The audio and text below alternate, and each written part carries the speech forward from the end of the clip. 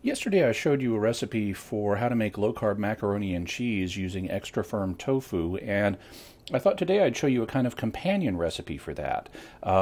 Basically, you can use extra firm tofu as a substitute as a low-carb substitute for almost any kind of short noodle pasta. You know, it doesn't work really for spaghetti, but anything short it does.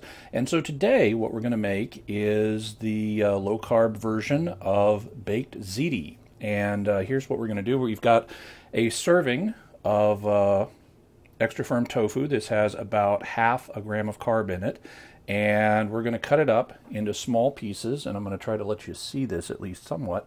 Since I don't have an overhead cameraman, it's a little difficult. But I'm cutting it into slices that are about 1/4 of an inch or less each.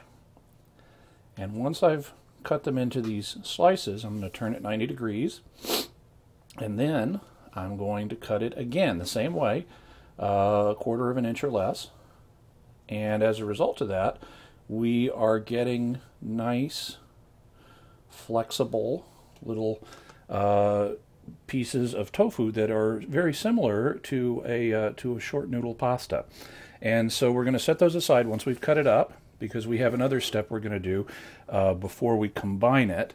What we're going to do is take about 1/3 of a cup of tomato sauce. I happen to like pizza sauce, but you can use whatever kind you like. I'm going to pour in about 1/3 of a cup, and that represents about 6 grams of carb. And it's the highest carb thing we're going to use. Then we're going to take a spoonful of ricotta cheese, and this is whole milk ricotta cheese.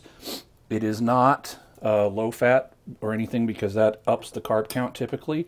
And we're going to blend it in with the tomato sauce. Now, the way some people make ziti, they put the ricotta on top, if they even use ricotta, and that's fine if you want to do that. That's oftentimes how I might make it, but a friend of mine was telling me that she likes to mix it into the tomato sauce, and so that's what I'm doing. The reason I'm mixing it in now is because the ricotta is firm, and whatever sauce we mix with the low-carb noodle equivalents needs to be something that you can fold easily. If you have to use muscle power to get it over the noodles and in and among the noodles, then you're going to damage the noodles. So we don't want that, or at least I don't want that. And so I want to make sure that I have the ricotta blended in first. So now that we've got it blended, we can take our noodles, put them in, and then we're just going to gently fold this because we don't want to destroy the noodles. So I'm going to fold this around. I think I may have used a little much of the sauce. I mean, not in terms of carb purposes, but just in terms of sauce to noodle ratio. But you can adjust that however you like it. So then I'm going to kind of smooth it a little bit. And now I'm going to add some mild cheese shreds.